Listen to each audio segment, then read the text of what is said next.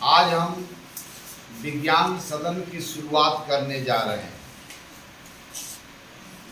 जिसमें वर्ग 6, 7, 8 के विद्यार्थी बैठे हुए हैं। अब तक गणितीय सदन का हम आयोजन करते रहे, जिसमें संयुक्त रूप से इन 3 कक्षाओं के विद्यार्थियों को एक साथ बैठने का अवसर प्राप्त हुआ। तो आज से हम विज्ञान सदन का नींव रखे हैं। अब इस विज्ञान के सदन में आप 6, 7, 8 के विद्यार्थी बैठे हुए हैं। तो आइए विज्ञान की सदन का हम शुरुआत करें। उसके पहले जोरदार ताली आप लोग बजाएं।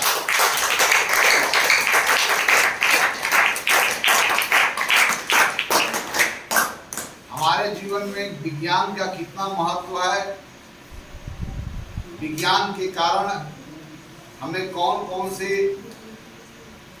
वरदान के रूप में हमें सुविधाएं प्राप्त है, विज्ञान के कारण कैसे हम एक स्थान से दूसरे स्थान तक बहुत जल्द पहुंच जाते हैं, विज्ञान के कारण कैसे अपने संदेश को बहुत दूर तक भेजते हैं और संदेश को प्राप्त करते हैं, विज्ञान के कारण कैसे फैन लाइट सब जल रहा है, विज्ञान हमारे जीवन को कितना आसान बनाए हुए है, इसके बारे में कहने की आवश्यकता नहीं है। तो आइए विज्ञान के सदन में आप सब प्यारे विद्यार्थी बैठे हुए हैं और आज जिन विषय के ऊपर हम सब चर्चा करेंगे वो बहुत ही खूबसूरत टॉपिक्स है। तो आज का टॉपिक्स क्या है, जिस पर हम आज से ही शुरू करेंगे विज्ञान का सदन। तो विज्ञान के सदन में सबसे पहले जिस शीर्षक के ऊपर हमारी चर्चा होगी, हम सब मिलकर चर्चा करेंगे, उसका नाम क्या है? चालक से होकर प्रवाहित विद्युत धारा के कारण उत्पन्न प्रभाव। अर्थात विद्युत धारा जब प्रवाहित हो रही हो तो विद्युत धारा के प्रवाह के कारण कौन कौन से प्रभाव उत्पन्न होते हैं, इन सबों के बारे में हम जानकारी प्राप्त करेंगे। तो जब किसी चालक से होकर के विद्युत धारा का प्रवाह हो रहा हो, तब इतने प्रकार के प्रभाव को उत्पन्न करते हैं, जिसको एक साथ मैं लिख दिया हूं। तो कौन कौन से प्रभाव को उत्पन्न करते हैं? What kind of effects are produced due to electric current. When electric current is flowing through conductor, then what kind of effects can be produced there? Okay? तो प्रवाहित विद्युत धारा के कारण पहला प्रभाव क्या उत्पन्न होता है? चुंबकीय प्रभाव, मैग्नेटिक इफेक्ट। किसी चालक से होकर के विद्युत धारा प्रवाहित हो रही हो तो चारों तरफ कैसे वो चुंबकीय क्षेत्र को उत्पन्न करता है, अर्थात उसके आसपास यदि चुंबकीय सुई को मैं रखूं तो डिफ्लेक्ट हो जाएगा। अर्थात किसी कंडक्टर से होकर के जब इलेक्ट्रिक करंट फ्लो कर रहा हो तो चारों तरफ मैग्नेटिक फील्ड को क्रिएट करता है, चुंबकीय क्षेत्र का निर्माण करता है। दूसरा कौन सा प्रभाव है? रासायनिक प्रभाव।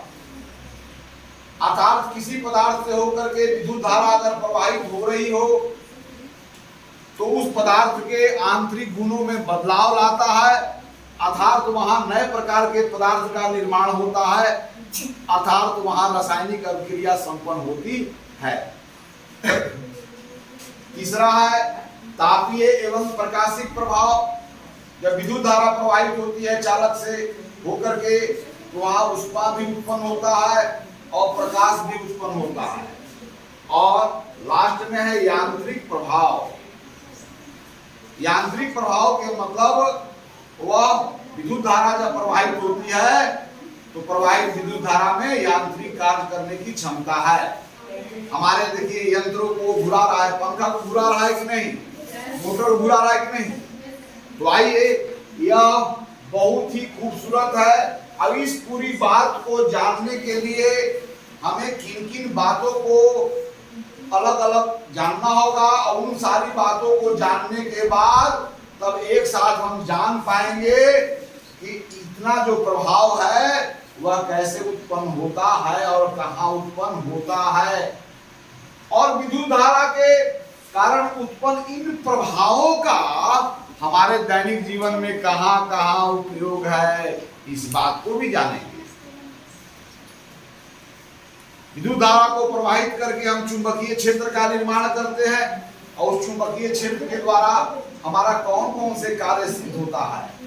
विद्युत धारा के कारण रासायनिक क्रियाएं संपन्न होती है, तो किन पदार्थों से होकर गुजरने के बाद रासायनिक क्रिया संपन्न होती है, वहां रासायनिक क्रिया संपन्न होती है तो कौन कौन से उत्पाद का निर्माण होते हैं, और फिर उस अभिक्रिया को हम दैनिक जीवन में उपयोगी कैसे बनाते हैं, इन बातों को भी समझेंगे। ओके, तो यह क्लास 8 का चैप्टर है। क्लास 8 में सिर्फ हमें पढ़ना है विद्युत धारा के रासायनिक प्रभाव, है ना। लेकिन विद्युत धारा की इन सभी प्रभावों का कहीं न कहीं आपकी 6 से 8 तक के किताबों में चर्चा है। इस कारण इस कक्ष में उन सभी बच्चे को शामिल कर किए हुए हैं जहां पर इसके संबंध में थोड़ी आंशिक या पूर्ण रूप से चर्चा क्लास 6, 7, 8 में हर जगह हुई है। इसलिए इस सदन में सभी विद्यार्थियों को अवसर प्राप्त होता है जो क्लास 6 में अलग अलग तथ्य को जो नहीं जान पाए हैं, इनसे जुड़े हुए अलग अलग तथ्य, उन सभी को एक साथ जानने का यहाँ पर अवसर प्राप्त होगा। अर्थात यह सदन इंक्लूसिव है, यह अलग अलग कक्षाओं को सिर्फ एक साथ शामिल नहीं किए हुए हैं, बल्कि कई अलग अलग तथ्यों को भी हम इस क्लास में एक साथ शामिल करेंगे। तो आइए अब हम लोग इसके आगे समझते हैं कि इन पूरी बातों को समझने के लिए अलग अलग किन किन बातों को समझना जरूरी है। आओ मिटा दो।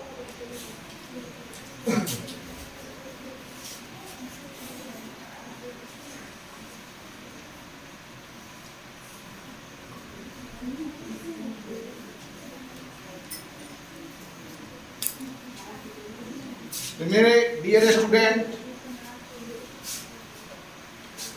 आइए हम अलग अलग उन फैक्ट की चर्चा करें जो सारे फैक्ट को जानने के बाद तब हम यह समर्थ हो पाएंगे इन इतने प्रकार के प्रभावों को समझने के लिए, और साथ ही साथ हम यह जानेंगे कि किन पदार्थों से विद्युत धारा प्रवाहित होने पर रासायनिक अभिक्रिया होगी और कहां पर नहीं होगी, कब चुंबकीय क्षेत्र उत्पन्न करेगा और कब नहीं करेगा। यदि चुंबकीय क्षेत्र उत्पन्न करता है तो इसका क्या एडवांटेज है, इस गुण का उपयोग हम अपने दैनिक जीवन में अपने कार्यों को आसान बनाने के लिए कहां पर हम करते हैं। अर्थात इस ज्ञान और इसकी उपयोगिता, इसके बारे में हमें विस्तार पूर्वक जानना है। आइए इस बात को जानने के लिए क्या क्या जानना जरूरी है। What you need to know before understanding these topics completely। तो यहां पर एक शब्द आया है विद्युत धारा, अर्थात विद्युत क्या है यह जानना जरूरी है, और विद्युत धारा क्या है यह भी जानना जरूरी है, और किन पदार्थों से होकर के धारा प्रवाहित होती है, अर्थात विद्युत धारा के लिए अनिवार्य शर्त क्या है यह भी जानना जरूरी है। तो इसके बाद हमें यह जानना जरूरी है कि चुंबक क्या है, चुंबकीय प्रभाव से क्या मतलब है, चुंबक में क्या क्या होते हैं, चुंबक कौन सा विशेष गुण को प्रदर्शित करता है। इन बातों को जानने के सबसे पहले जानना चलेंगे कि चुंबक का जो जानकारी है, अर्थात चुंबक का इतिहास कितना पुराना है, मानव सभ्यता को कब ऐसे विशेष प्रकार के गुणों से उसे परिचय हुआ, इत्यादि सारे बातों को जानना होगा। तो विद्युत क्या है, विद्युत धारा क्या है, किन पदार्थों से होकर के विद्युत धारा प्रवाहित होती है, किन से होकर के नहीं होती है, जिनसे होकर के होती है उन्हें हम क्या कहते हैं, जिनसे होकर के नहीं होती है उन्हें हम क्या कहते हैं। अर्थात विद्युत धारा के प्रवाह के आधार पर हम पदार्थों का वर्गीकरण करते हैं, सुचालक, कुचालक और अर्धचालक। Okay, good conductor, bad conductor and semi conductor. Okay, तो हम विद्युत क्या है, विद्युत धारा क्या है, विद्युत धारा के एक स्थान से दूसरे स्थान तक प्रवाह के लिए क्या क्या अनिवार्य शर्त है, इन सारे बातों को पहले जानना होगा। चूंकि विद्युत और विद्युत धारा क्या है, विद्युत धारा के प्रवाह के लिए अनिवार्य शर्त क्या है, इन बातों को हम किसी अन्य दिन, किसी उस दिन को हम समझने की कोशिश करेंगे जब मौसम ड्राई होगा। क्योंकि मौसम में ह्यूमिडिटी है, आर्द्रता है, इसलिए जो डेमोन्स्ट्रेशन मैं करना चाहता हूं चार्ज बॉडी के ऊपर, तो इस समय संभव नहीं है। इसलिए अगली बात हम लोग चुंबक के बारे में समझे। तो चुंबक क्या है, चुंबकीय प्रभाव जहां पर उत्पन्न होता है वहां पर कैसी परिस्थितियां का निर्माण होते हैं, इत्यादि इत्यादि बातों को आज इस कक्षा में हम समझेंगे। तो पूरे जो टॉपिक्स है उसका एक पार्ट है चुंबक और चुंबकीय प्रभाव, इसके बारे में हम लोग जाने।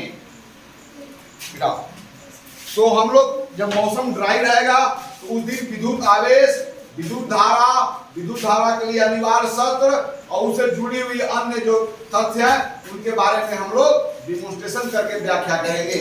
आज जो मौसम है और जो परिस्थिति है उसके बारे में उसका एक जो फैक्ट है चुंबक, चुंबकीय प्रभाव है ना, या चुंबक से जुड़ा हुआ सारी जानकारियों को आज हम इकट्ठा करें।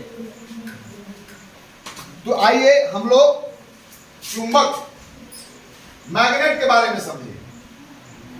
चुंबक क्या है और चुंबकत्व क्या है, मैग्नेटिज्म, मैग्नेट एंड मैग्नेटिज्म, चुंबक एवं चुंबकत्व। आज हम लोग क्या पढ़ेंगे, हम लोग बोलो, चुंबक एवं चुंबकत्व, राइट। मैग्नेट एक विशेष प्रकार के पदार्थ का नाम है और चुंबकत्व एक विशेष प्रकार के गुण का नाम है। मैग्नेट क्या है बोलो, एक विशेष प्रकार का पदार्थ को मैग्नेट करते हैं। एक विशेष प्रकार का क्या है, पदार्थ है। कैसा पदार्थ है इसकी चर्चा करेंगे। और चुंबकत्व क्या है, एक विशेष प्रकार का गुण है। एक विशेष प्रकार का क्या है बोलो, गुण है। आइए इन बातों को समझे। इसके इतिहास के बारे में चर्चा करने के पहले तो हम यह चर्चा करेंगे कि किस प्रकार, चूंकि हमें चुंबक के बारे में बहुत जानकारी है, चुंबक के बारे में, चुंबक के साथ हमने इंटरेक्ट किया है, चुंबक को समान रूप से हर लोगों ने देखा है ना। तो हम अगली आपकी जहां तक ज्ञान प्राप्त है वहां से फिर हम शुरू करते हैं। तो कैसे पदार्थों को चुंबक कहेंगे, what kind of material is said to be magnet. तो चुंबक वह पदार्थ जो लोहा, निकेल और कोबाल्ट जैसी चीजों को अपनी ओर आकर्षित करता है, ऐसे पदार्थों को हम लोग क्या बोलते हैं, मैग्नेट। क्या बोलते हैं, मैग्नेट। हमारे पास बहुत सारे कमांड है। वह पदार्थ जो लोहा, निकेल और कोबाल्ट जैसे धातु से बनी हुई वस्तुओं को अपनी ओर आकर्षित करते हैं, तो इस प्रकार के पदार्थ को हम क्या बोलते हैं, चुंबक। है चुंबक, यस। लेकिन चुंबक तो सिर्फ लोहा, निकेल और कोबाल्ट को ही करते हैं। देखिए एल्युमिनियम को देखिए, एल्युमिनियम का बना हुआ है, एल्युमिनियम का बना, एल्युमिनियम का देखो, एल्युमिनियम वायर है, देख लो जरा, ये एल्युमिनियम वायर है। एल्युमिनियम वायर के साथ आकर्षित नहीं कर रहा है, नहीं कर रहा है। तो चुंबक जो है तो क्या सिर्फ लोहा और निकेल और कोबाल्ट जैसे पदार्थों के साथ ही कोई मैग्नेट इंटरेक्ट करता है? नहीं, मैग्नेट सभी पदार्थों के साथ इंटरेक्ट करता है, और मैग्नेटिज्म हर पदार्थ का फंडामेंटल नेचर है।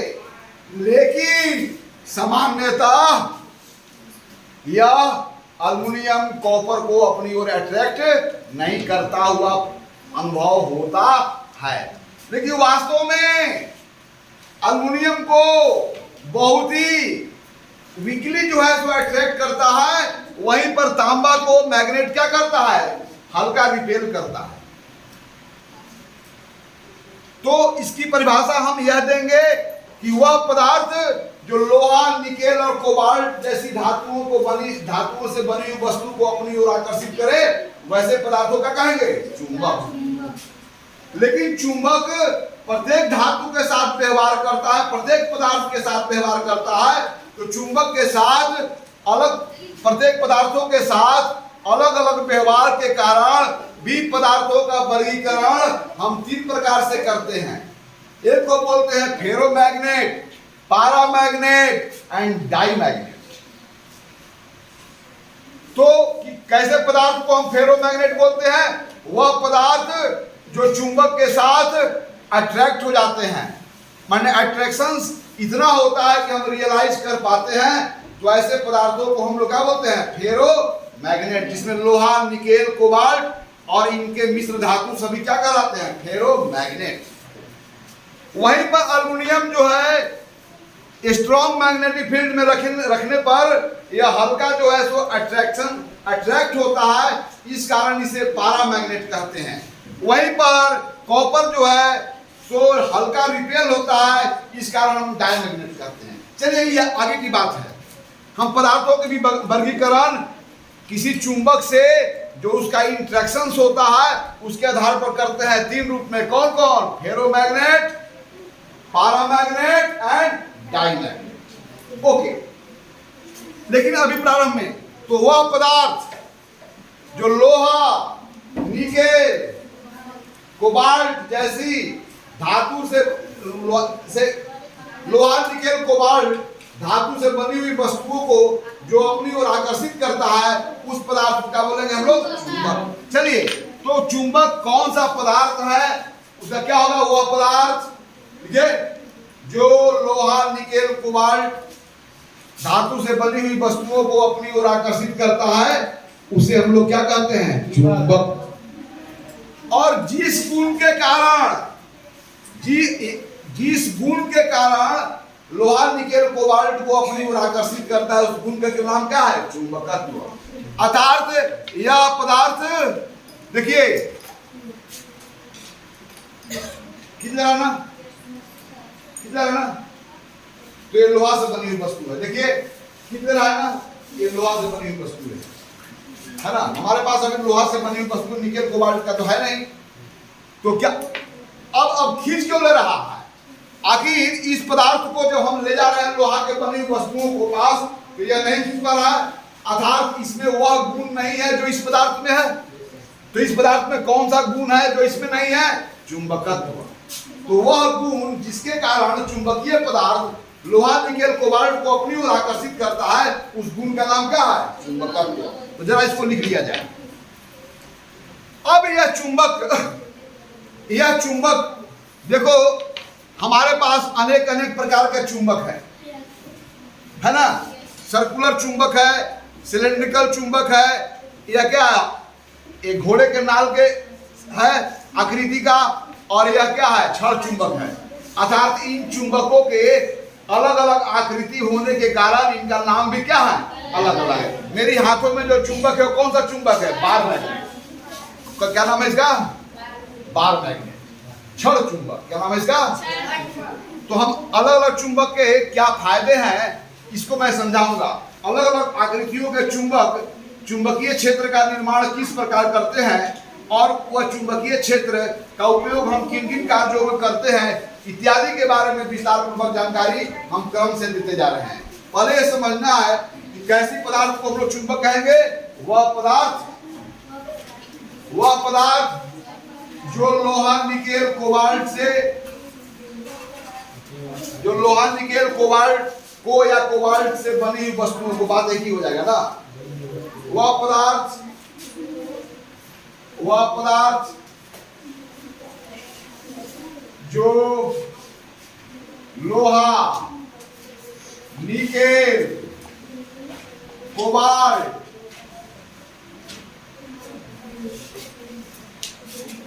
या इनका मिश्र धातु है ना, तो वह पदार्थ जो लोहा निकेल कोबाल्ट से बनी हुई वस्तुओं को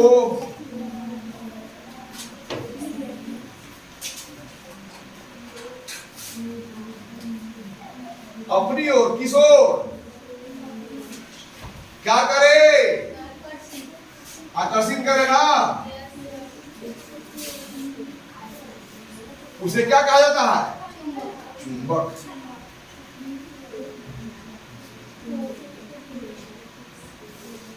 ओके। और जिस गुण के कारण अन्य पदार्थों को अपनी ओर आकर्षित करता है उस गुण का नाम क्या है, चुंबकत्व।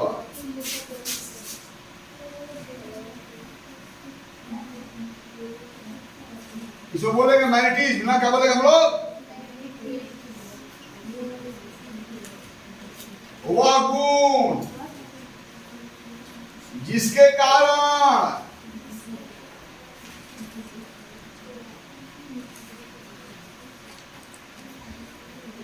अन्य वस्तुओं को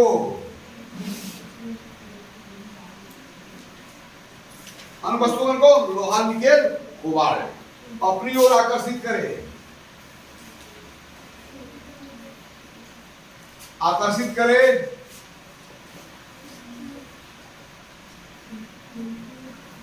उस गुण का नाम क्या है, उस गुण का नाम चुंबकत्व। ओके, तो क्लियर। कोई पूछेगा चुंबक क्या है, कैसे पदार्थ, what kind of matter is called a magnet. A magnet is a material which attract iron nickel cobalt towards it. Right है ना, क्लियर हो गया जी। अब हमारे पास चुंबक का अनेक प्रकार होने के कारण इनका नाम जो है आकृतियों के आधार पर छड़ चुंबक है। अब देखो जरा, एक घोड़े के नाल के समान इनकी आकृति होने के कारण इसका नाल चुंबक है। क्या जी,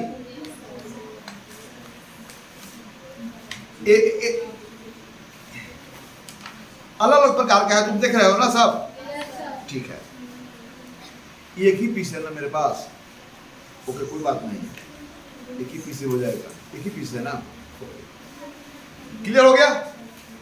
तो क्या चुंबक अल्युमिनियम को अपनी, क्या अल्युमिनियम पर चुंबक कोई इंट्रैक्ट नहीं करता है, करता है, हल्का अपनी ओर अट्रैक्ट करता है। लेकिन कॉपर को क्या करता है, हमेशा ये रिपेल करता है। लेकिन यहाँ पर अट्रैक्शन और रिपेल्शन इतना वीक होता है कि हम रियलाइज कर पाते नहीं है ना। वास्तव में मैग्नेट हर मैटर के साथ बिहेव करता है, इंटरेक्ट करता है, लेकिन अलग अलग प्रकार से, है ना। तो हम सिर्फ लोहा निकेल कोबाल्ट इनको मैग्नेट अपनी ओर इजीली अट्रैक्ट कर देता है। इस प्रकार इन पदार्थों को हम लोग क्या बोलते हैं, फेरो मैग्नेट। अर्थात पदार्थों का वर्गीकरण किस आधार पर, चुंबक के साथ जो व्यवहार होता है उसके आधार पर पदार्थों का वर्गीकरण। जैसे विद्युत आवेश के प्रवाह के आधार पर पदार्थों का वर्गीकरण, पदार्थों का वर्गीकरण न जाने किन किन गुण के आधार पर कितने प्रकार से करते हैं। चलिए क्लियर हो गया जी। थोड़ी इतिहास जान लिया जाए। यह जो है अंग्रेजी में ऐसे पदार्थों को मैग्नेट कहा गया।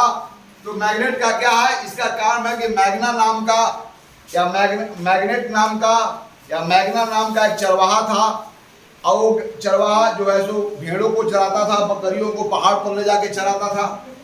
और उसके जो है तो डंडे के एक सिरे पर जो लोहे का कील बने हुए होते थे, अब वह लोहे का कील अपने आप एक विशेष जगह पर चट्टान जो है सो अपनी ओर उसको पकड़ लेता था। तो लोग उसको जादू माने, प्रेत माने। बाद में लोगों को पता चला कि यह विशेष प्रकार की पदार्थ है।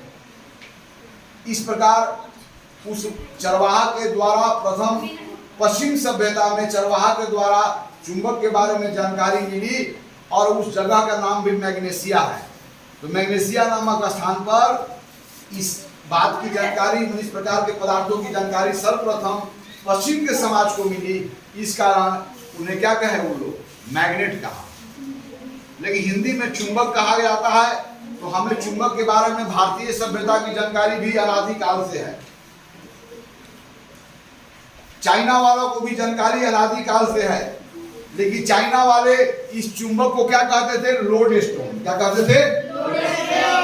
तो कैसे चुंबक को लोड स्टोन? जो प्राकृतिक रूप से जो लौह अयस्क होते थे, वह प्राकृतिक रूप से उसमें चुंबक का गुण होता था। इस कारण लौह अयस्क के जो पत्थर जिसमें चुंबकत्व का गुण होता था, उसको क्या कहा जाता था? Load stone. क्या कहा जाता? Load stone. अब चलिए, चाइना वाले ने सबसे पहले चाइना वाला को इस बात को पता चला कि किसी चुंबक को स्वतंत्रता पूर्वक यदि लटका दिया जाए तो उसके जो दोनों सिरे हैं हमेशा उत्तर और दक्षिण दिशा में स्थिर हो जाते हैं। चुंबक को चाहे जैसे भी तुम रखो, लेकिन पृथ्वी के चुंबकीय क्षेत्र में किसी चुंबक को स्वतंत्रता पूर्वक लटकाया जाए तो हमेशा उत्तर दक्षिण की दिशा में स्थिर होता है। तो चुंबक के इस गुण का सबसे पहले किसको पता चला? चाइना को। अब इस गुण को जब पता चला तब इसका उपयोग कहाँ करने लगा मनुष्य? समुद्र नौकायन में।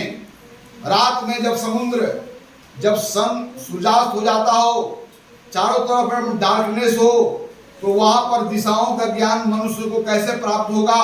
वहां पर कैसे नाविक जान पाएंगे कि उत्तर किधर है, दक्षिण किधर है, पूर्व किधर है, पश्चिम किधर है?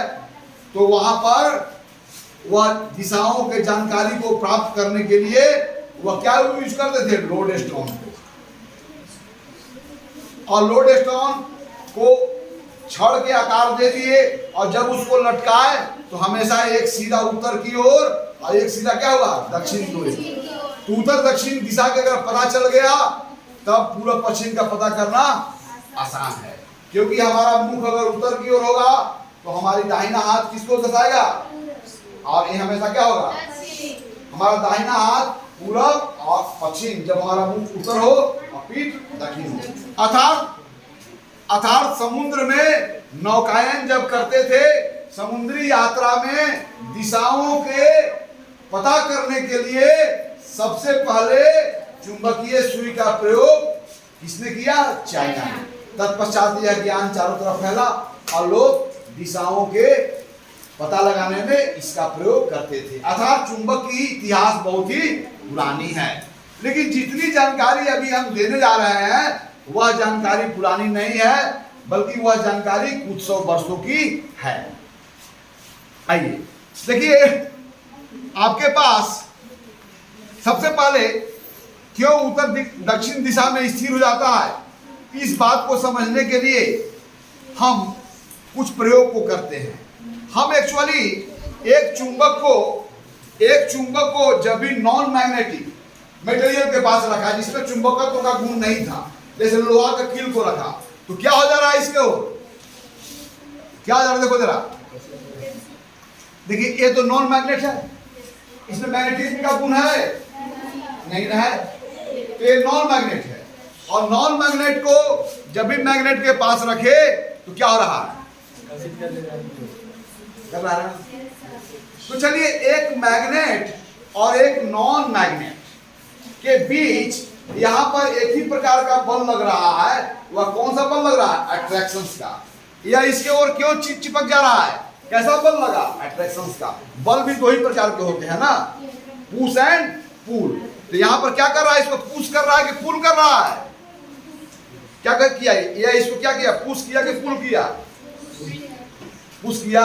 पुल किया, तो पुल को बोलेंगे अट्रैक्शन, अब पुश करेगा तो क्या बोलेंगे रिपल्सन, रिपेल करना ना। चलिए, लेकिन दो चुंबकों के बीच क्या होता है? अब यहां पर देखिए, ध्यान देंगे, हमारे पास बहुत ही लाइट मैग्नेट है जो नीडल के आकार का है। एक सिरा पर लाल रंग लगा हुआ है, तीर का जो निशान लगा हुआ है, तो इसको कहीं भी आप रखोगे तो यह एक्चुअली स्वतंत्रता पूर्वक ये लटक रहा है। तो ये हमेशा कहीं भी रखोगे तो इसकी जो है दोनों सिराएं उत्तर दक्षिण दिशा में स्थिर हो जाती है। तो जो सिरा उत्तर दिशा में स्थिर हुई होगी उस सिरे को उत्तरी ध्रुव बोला जाता है, और जो सिरा दक्षिण की ओर स्थिर हुई होगी उस सिरा का बोला जाता है दक्षिणी ध्रुव। ध्रुव का मतलब अंतिम बिंदु, छोर बिंदु। तो इस मैग्नेट के दोनों जो अंतिम बिंदु है कहीं भी रखोगे तो हमेशा यह नॉर्थ साउथ दिशा में ही स्थिर होगा। चलिए, अगर इसको मैं फ्रीली लटकाऊं तो क्या होगा? यह रेड वाला हमेशा इधर रहेगा और ब्लू वाला क्या होगा? साउथ में होगा। तो इसको बोलेंगे नॉर्थ सीकिंग पोल, और इसको क्या बोलेंगे? तो वास्तव में इस मैग्नेट का जो सिरा पृथ्वी के उत्तर की ओर स्थिर है उसको बोलेंगे नॉर्थ सीकिंग पोल, और इसको क्या बोलेंगे? साउथ सीकिंग पोल। ओके, चलिए, अब हम देखना चाहते हैं कि वास्तव में एक चुंबक और एक अचुंबक के बीच हमने इंटरेक्शंस को देखा। अब है दो चुंबकों के बीच क्या कैसा इंटरेक्शंस होता है। तो ऑलरेडी इसमें आपको एक सिरा जो है नॉर्थ कहा कि नॉर्थ सीकिंग पोल है, और ये क्या है? साउथ सीकिंग पोल। अर्थात इसका नॉर्थ सीकिंग पोल कौन है? यह है, और साउथ सीकिंग पोल क्या है? ये है। चलिए, तो इन बातों को समझने के पहले ध्रुव क्या होता है?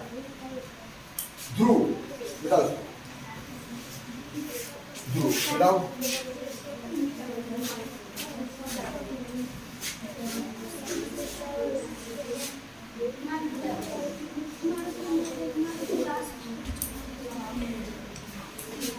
चुंबकीय ध्रुव,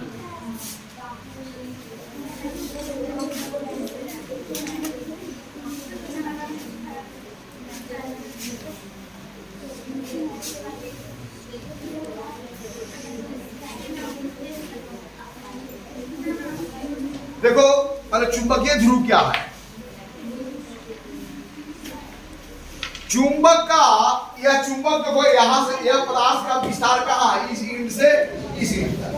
तो चुंबक का वह क्षेत्र जहां सबसे अधिक आकर्षण या प्रतिकर्षण का बल लगता है उसको क्या बोलते हैं? चुंबकीय ध्रुव। आप लोग स्वयं करके देखो, इसको मैं अगर बीच में रख रहा हूं और इसको मैं यहाँ पर सबसे अधिक अट्रैक्शन होता है, और फिर सबसे अधिक अट्रैक्शन क्या होता है? यहाँ पर।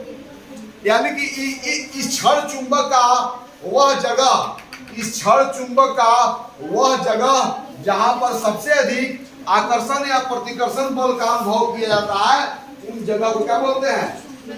ध्रुव। और यह प्रायः कहाँ होता है? चुंबक के अंत बिंदुओं पर होते हैं। ये कहाँ होते हैं? किसी चुंबकीय पदार्थ के अंत बिंदु पर चुंबकीय बल का मान सबसे अधिक प्रबल होता है। तो चुंबक के इन स्थानों को क्या बोलते हैं? ध्रुव। लिख लिया जाए, लिख लिया जाए। किसी चुंबक का वह क्षेत्र जहां सबसे अधिक आकर्षण या प्रतिकर्षण बल का अनुभव किया जाता है।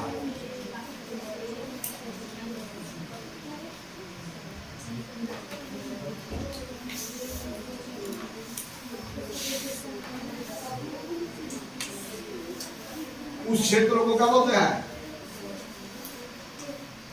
ध्रुव कहते हैं।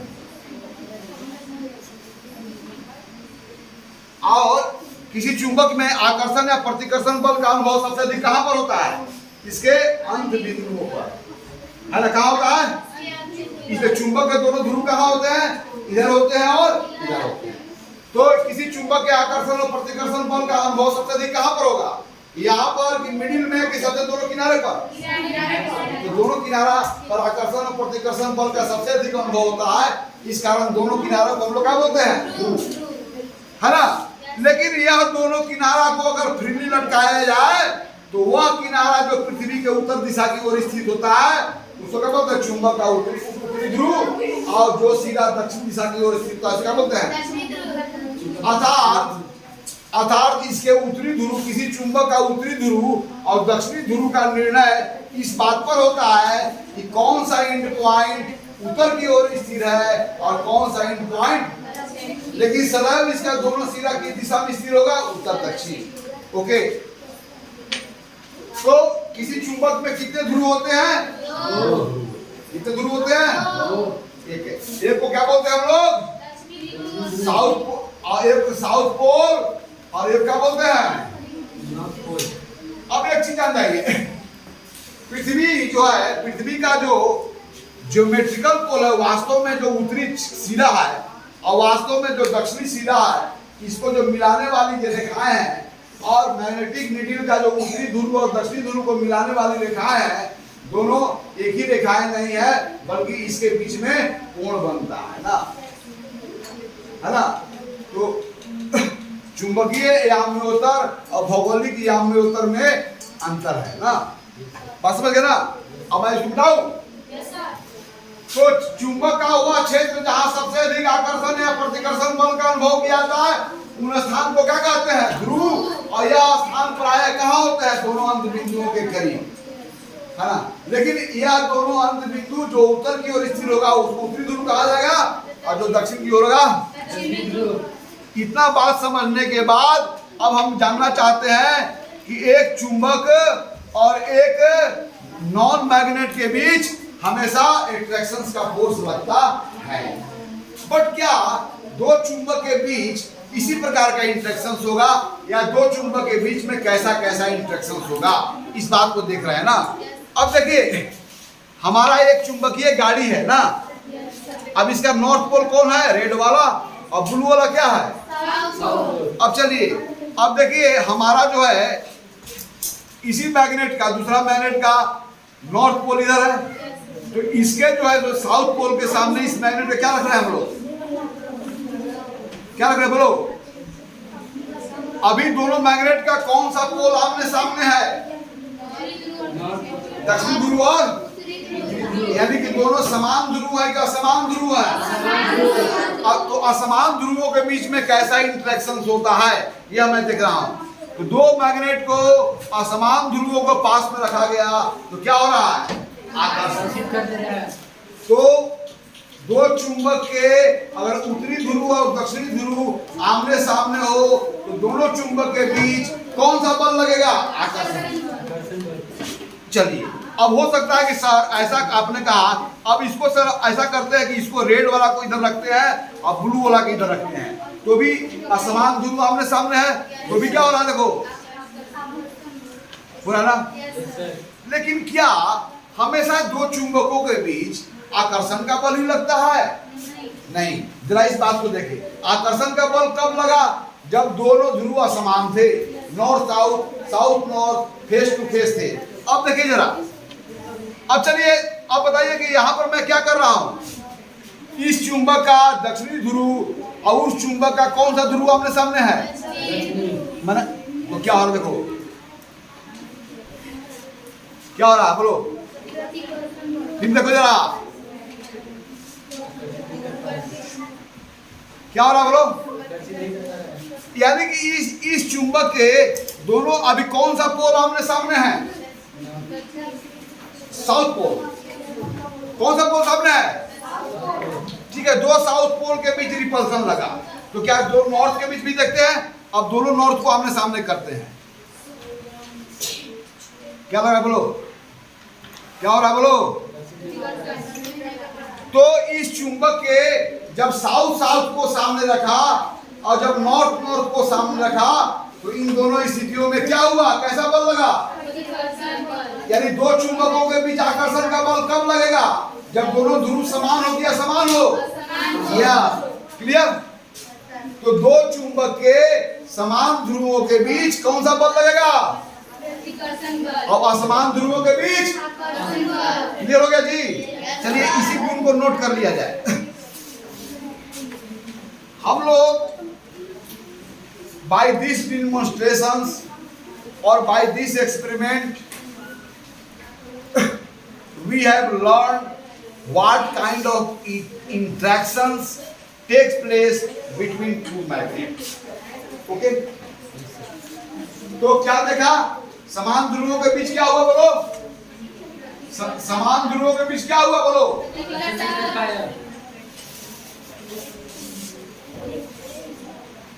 प्रतिकर्षण। और असमान ध्रुवों के बीच क्या देखा बोलो? क्लियर हो गया? अब देखा जाए, यहां देखा जाए तो एक बात का ध्यान दिया जाए। एक्चुअली एक चुंबक को, आखिर एक चुंबक को जब हम रखते हैं और उसके आसपास एक बहुत लाइट मैग्नेट को रखा हुआ है ना, क्योंकि यहाँ पर जो बड़ा होने के कारण, इसकी इनर्शिया बड़ा होने के कारण या लगने वाला बल वहाँ पर प्रभाव उत्पन्न नहीं कर पाए, इसलिए मैं हल्का मैंने बहुत लाइट नीडल को रखा हूँ ताकि इसमें इनर्शिया का गुण कम हो, ताकि चुंबकीय बल इसको प्रभावित कर सके। तो देखिए एक चुंबक को, क्या दो चुंबक के बीच एक, पहले सुनिए बल के बारे में क्या मैं बताया हूं? बल क्या है? दो वस्तुओं के बीच अनोन्य क्रिया को बल कहते हैं। Force is the mutual interactions between two body. अर्थात बल को उत्पन्न होने के लिए कितने का होना जरूरी है? दो का होना जरूरी है। What is force? Force is a mutual interactions between two bodies. दो वस्तुओं के बीच अनोन्य क्रिया को बल कहते हैं। अर्थात बल को उत्पन्न करने के लिए दो का होना जरूरी है। अब तो दो वस्तुओं के बीच जो बल लगते हैं वो भी दो प्रकार के होते हैं। एक, दो वस्तुओं को बीच बल को उत्पन्न होने के लिए दोनों को कांटेक्ट में होना जरूरी है, और दो वस्तुओं के बीच बल को लगने के लिए कांटेक्ट में होना जरूरी नहीं है। तो दो आवेशों के बीच लगने वाला बल, दो चुंबकों के बीच लगने वाला बल कैसा है? नॉन कांटेक्ट फोर्स है, बिना कांटेक्ट में आए हुए यह बल लगाते हैं। लेकिन हमारे मांसपेशियों के द्वारा किसी अन्य व्यक्ति पर जो बल लगाया जाता है वो कांटेक्ट फोर्स है। हम आप पर बिना संपर्क में आए हुए क्या आपको खींच सकते हैं? नहीं। तो चुंबक के बीच लगने वाला बल कैसा है? संपर्कित बल है कि असंपर्कित बल है? संपर्कित बल है, असंपर्कित बल। तो बिना संपर्क में आए हुए कैसे आखिर बल लगा दे रहा है, हमारी समझ में नहीं है। तो किसी चुंबक को जब हम रखते हैं तो चारों तरफ एक चुंबक क्षेत्र का निर्माण करता है। इस चुंबक के रखने के कारण अदृश्य रूप से एक ऐसा क्षेत्र का निर्माण हुआ है जिस क्षेत्र में अन्य चुंबक को रखा जाए तो कोई ना कोई बल को एक्सपीरियंस करता है ना। तो चुंबक अपने चारों तरफ क्या निर्माण करता है? चुंबकीय क्षेत्र का। तो चुंबकीय क्षेत्र क्या हो गया? चुंबक के चारों तरफ वह रीजन या वह क्षेत्र जिसमें अन्य चुंबक को रखने के बाद आकर्षण या प्रतिकर्षण बल का अनुभव करता है, उसे हम लोग क्या बोलते हैं? चुंबकीय क्षेत्र। लेकिन क्या चुंबकीय क्षेत्र में हर जगह रखा हुआ मैग्नेट पर क्या समान रूप से आकर्षण या प्रतिकर्षण बल का अनुभव होगा? यह चुंबकीय क्षेत्र, कहां पर इस चुंबकीय क्षेत्र में अधिक बल का अनुभव होता है, कहां पर चुंबकीय क्षेत्र में कम बल का अनुभव होता है? अर्थात चुंबकीय क्षेत्र में स्ट्रॉन्ग फोर्स और वीक फोर्स को कब एक्सपीरियंस किया जाता है, और वह चुंबकीय क्षेत्र किनसे मिलकर के बना होता है? इसके बारे में चर्चा हम लोग अगले क्लास में करेंगे। तो चुंबक के चारों तरफ हम लोग चुंबक का परिभाषा ऐसे भी देते हैं, वह वस्तु जो चारों तरफ ऐसा क्षेत्र का निर्माण करता है जिस क्षेत्र में अन्य चुंबकीय चुंबकीय या चुंबकीय पदार्थ जिसको चुंबकित किया जा सकता है ना, फेरोमैग्नेटिक। किसी चुंबक के चारों तरफ का वह क्षेत्र जहां पर अन्य चुंबक को रखने के बाद आकर्षण या प्रतिकर्षण बल का अनुभव किया, तो उस चारों तरफ के क्षेत्र को क्या बोलते हैं? उसका चुंबकीय क्षेत्र। और चुंबक का प्रभाव वाला इलाका, जैसे कोई आदमी बैठा हुआ है यहाँ पर रंगदार है, उसकी रंगदारी कहाँ पर चलती होगी? जहाँ पर सबसे नजदीक लोग होंगे। और जैसे जैसे रंगदार से भौगोलिक दूरियां बढ़ती हो जाती होगी, उस आदमी का प्रभाव भी क्या होता है? कमजोर हो जाता होगा। तो चुंबक जब चारों तरफ चुंबकीय क्षेत्र उत्पन्न करता है, तो वह चुंबकीय क्षेत्र हर जगह समान रूप से मजबूत नहीं है। चुंबकीय क्षेत्र चुंबक के सबसे नजदीक प्रबल होता है, और जैसे जैसे हम चुंबक से दूर जाते हैं तो वह क्या होता है? कमजोर होता है। तो इन बातों को विस्तार पूर्वक जानने के लिए चुंबकीय क्षेत्र क्या है, चुंबकीय क्षेत्र का निर्माण किससे होता है, तो हम लोग आगे समझेंगे कि चुंबकीय क्षेत्र का निर्माण एक काल्पनिक रेखाओं से होता है, जो उत्तर ध्रुव से निकल करके दक्षिण ध्रुव में साथ जाती है, जिसे चुंबकीय रेखा बोलते हैं, चुंबकीय बल रेखा ना। तो इस तरह से बातों को समझेंगे।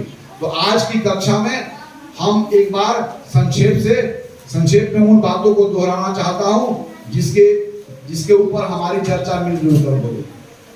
तो आज हमने क्या समझा? चुंबक के बारे में समझा। तो कैसे पदार्थ को चुंबक कहते हैं? तो वह पदार्थ जो लोहा, निकेल, कोबाल्ट जैसी बनी हुई वस्तुओं को अपनी ओर आकर्षित करे, ऐसे पदार्थ को क्या बोलते हैं? चुंबक। और जिस गुण के कारण ऐसे पदार्थ इन वस्तुओं को अपनी ओर आकर्षित करते हैं, उसे क्या बोलते हैं? चुंबकत्व। फिर चुंबक का वह क्षेत्र जहां सबसे अधिक आकर्षण और प्रतिकर्षण बल का अनुभव होता है, उसे चुंबकीय ध्रुव कहते हैं। और यह आकर्षण और प्रतिकर्षण बल सबसे अधिक कहां पर होता है? तो दोनों एंड पॉइंट, जो दोनों सिरा है उसके नजदीक होता है। इस कारण चुंबक का ध्रुव दोनों सिराओं पाए जाते हैं। तब एक सिरा को उत्तरी ध्रुव कहते हैं, एक सिरा को दक्षिणी ध्रुव कहते हैं। क्यों कहते हैं? जब उसी चुंबक को जब स्वतंत्रता पूर्वक लटकाया जाए, बार चुंबक को माने जब फ्रीली लटकाया जाए, तो एक सिरा सदैव उत्तर की ओर स्थिर होगी और दूसरा सिरा सदैव क्या होगा? तो जो एंड पॉइंट नॉर्थ की ओर स्थिर हुआ उसे नॉर्थ सीकिंग पोल और केवल नॉर्थ पोल कहते हैं। जो साउथ डायरेक्शन में स्थिर हुआ उसे साउथ सीकिंग पोल या केवल साउथ पोल कहते हैं। इस प्रकार मैग्नेट में दो ध्रुव होते हैं और दोनों का नाम क्या है? उत्तरी ध्रुव और दक्षिणी ध्रुव। तो एक चुंबक और चुंबक पदार्थ को लोहा जैसी वस्तुओं को अपनी ओर सदैव आकर्षित करता है, यह बात सत्य है। तो क्या दो चुंबकों के बीच सदैव आकर्षण का ही बल उत्पन्न होगा, उनके बीच के प्रतिकर्षण का होगा? तो हमने जाना कि समान ध्रुवों के बीच प्रतिकर्षण और असमान ध्रुवों के बीच आकर्षण का बल उत्पन्न होता है। फिर हमने भी जाना कि क्या चुंबक और इसके गुण, चुंबकत्व का गुण का उपयोग मनुष्य अभी हाल फिलहाल में करना सीखा है कि अनादिकाल से? तो बहुत लंबे काल से समुद्र में जब हम यात्रा करते थे तो दिशाओं को पता करने में हम चुंबकीय सुई का उपयोग करते हैं, क्योंकि चुंबक हमेशा पृथ्वी के दक्षिण और उत्तर दिशा की ओर स्थिर होगी। फिर मैं एक बताया कि आखिर अब देखा जाए, यहाँ देखा जाए, यहाँ पर देखा जाए, अब देखो यह चुंबक जो है हमारा, देखो जरा यहाँ देखो, हम जिधर चाहे तो इसको रोक सकते हैं। तो अभी यह चुंबक किसके प्रभाव इलाका में है? इस चुंबक का। लेकिन जब भी इस चुंबक को हटा देते हैं तो इसके एक सिरा दक्षिण की ओर और एक सिरा उत्तर की ओर, यानी कि पृथ्वी कहीं ना कहीं इस पर बल लगा। तो वह कौन सा बल लगा जिसके कारण यह उत्तर दक्षिण की ओर स्थिर हो जा रही है? तो एक चीज बताते हैं कि दो चुंबक के बीच ही इंटरेक्ट हो सकता है। तो पृथ्वी के जब किसी मैग्नेट से दूर रखा गया, उसको फ्रीली रखा गया कोई हर मैग्नेट से दूर, तो वह पृथ्वी के चुंबकीय क्षेत्र में वो आ गया। तो पृथ्वी के चुंबकीय क्षेत्र के कारण उसकी जो सुई है उत्तर दक्षिण दिशा में स्थिर हुई। लेकिन अभी जब हम लाया तो यह पृथ्वी के मैग्नेटिक फील्ड में नहीं है, बल्कि इस मैग्नेट के मैग्नेटिक फील्ड में है। इस कारण इस मैग्नेट के मैग्नेटिक फील्ड में आने के कारण इसकी दिशाएं ऐसे हो गई। लेकिन जब ही हटाया तो उत्तर दक्षिण दिशा में स्थिर हो गया। अर्थात पृथ्वी क्या है? स्वयं एक चुंबक है और बहुत ही जायंट मैग्नेट है, बहुत बड़ा विशाल चुंबक है ना। तो पृथ्वी स्वयं एक चुंबक है। और पृथ्वी क्यों एक चुंबक है? पृथ्वी में चुंबकत्व का गुण क्यों है?